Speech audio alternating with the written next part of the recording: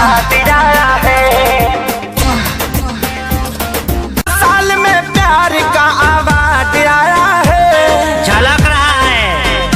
हाँ नया साल में प्यार का अवार्ड आया है।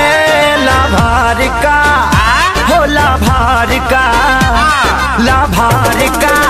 ग्रीटिंग कार्ड आया है। लाभार का ग्रीटिंग कार्ड आया है।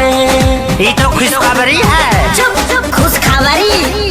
पढ़ा हूँ जब से शायरी में तो हो गया हूँ घायल। रात भरी तकिया के नीचे धोके सोया हूँ मोबाइल। क्या लिखी है? चींटी चढ़ती है पहाड़ पे मरने के वास्ते। मैं ग्रीटिंग कार्ड भेज रही हूँ प्यार करने के वास्ते। Oh my God, दर्द है। हाँ, दूध में चाउर पड़ता है तो खीर होता है।